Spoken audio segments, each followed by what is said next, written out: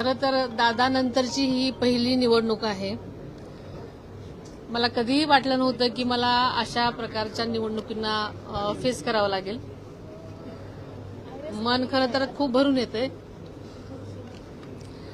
पण आज बारामतीकरांनी जो दादांवरती विश्वास दाखवलेला आहे, प्रत्येक बारामतीकरांनी दादांनी केलेल्या विकास कामांचं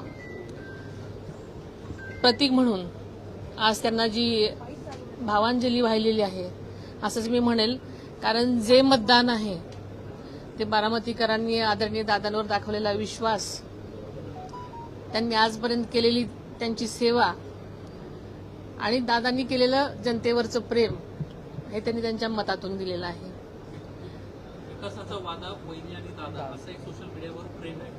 वहिनी काय काय आश्वासन देऊ पाहतायत बारामतीकरांना, कोणकोणते प्रोजेक्ट आपण होते ते तुम्ही प्रामुख्याने करणार आहात? सर्व बारामतीकरांनी ज्या प्रकारचं मतदान केलेलं आहे त्यावरून दादांवरचा अढळ विश्वास त्यांनी माझ्या पाठीशी उभा केलाय असं हे चित्र आहे.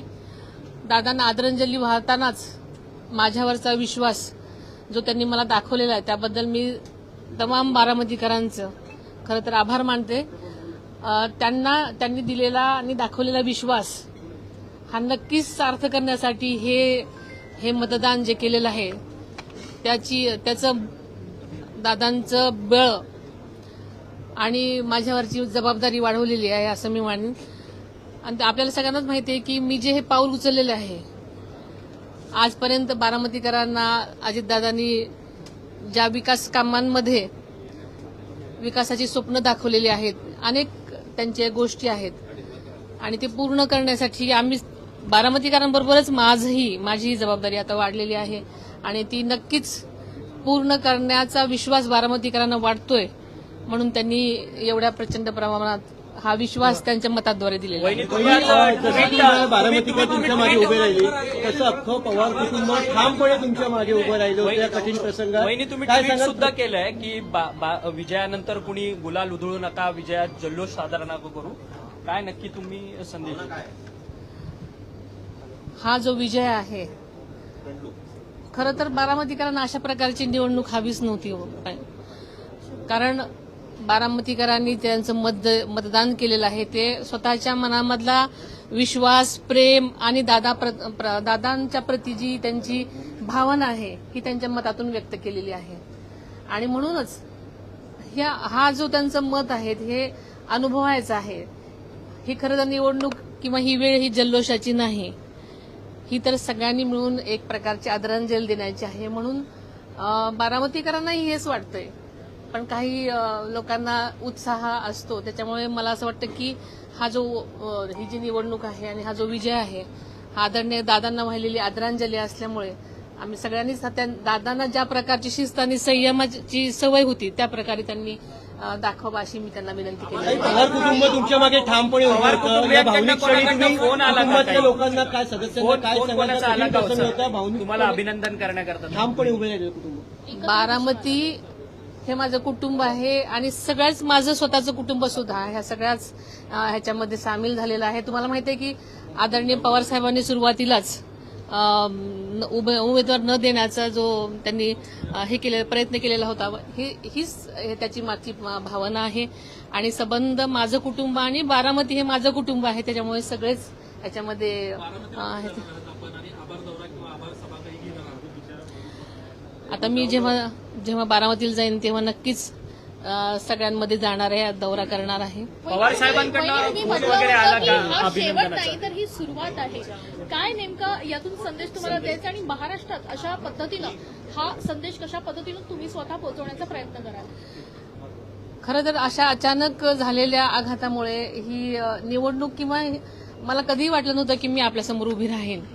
पण आज जनतेने टाकलेला जो विश्वास आहे तो सार्थ करण्यासाठी मला ती जबाबदारी पार करण्यासाठी मला आज सगळ्या बारामतीकरांची स्वप्न साकार करण्यासाठी आज मला जी जबाबदारी आहे ती पूर्ण करायची आहे. आणि त्यामुळे मला असं वाटतं की ही सुरुवात आहे माझी. पवार साहेबांकडनं फोन वगैरे आला का पवार कुटुंबियांकडनं तुम्हाला शुभेच्छा? अपक्ष उमेदवार जवळपास 22 उमेदवार उभे होते, सर्व भुईसपाट झाले आहेत आणि बारामती पवारांचीच राहिलेली आहे. बारामतीकरांचा हा खरोखरच विश्वास जो आम्हा कुटुंबियावर आहे, कारण आजपर्यंत आदरणीय पवार साहेबांनी, आदरणीय दादांनी, सुप्रियाताईंनी सुद्धा ज्या प्रकारचं काम आणि ज्या प्रकारचा विश्वास आणि ज्या प्रकारची सेवा केली आहे, एकंदरच बारामतीकरांचा आमच्या सर्व कुटुंबियावरती विश्वास आहे आणि तो विश्वास आज त्यांच्या मताद्वारे त्यांनी दिलेला आहे. भाजपला देखील चांगलं यश हे बंगाल आणि बंगाल, आसाम आणि मला वाटतं पॉंडिचेरीमध्ये सुद्धा अतिशय चांगल्या प्रकारे एनडीएला मतदान झालेलं आहे आणि आदरणीय मोदी साहेबांच्या मार्गदर्शनाखाली एनडीए पक्ष, एनडीए जे अलायन्स आहे ते नक्कीच आघाडी करताना आपल्याला दिसत आहे. त्यांचं मार्गदर्शन असंच सगळीकडे राहणार आहे.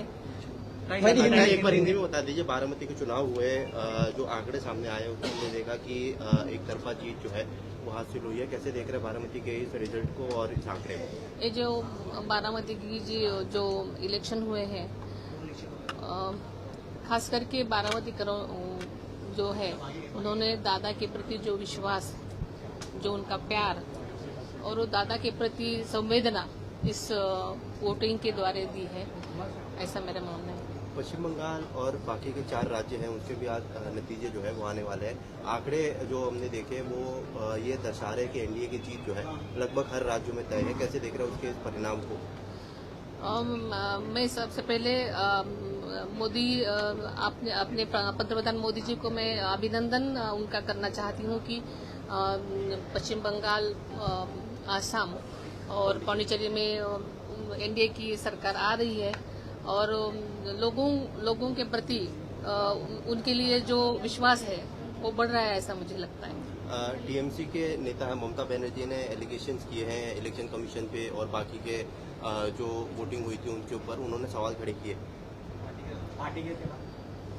हर कोई अपने अपने जो लगता है वो तो बोलेगा ही. थँक्यू. अभिनंदन. वहिनी, अभिनंदन. Thank you.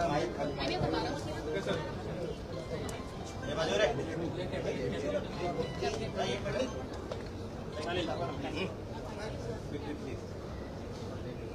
थँक्यू.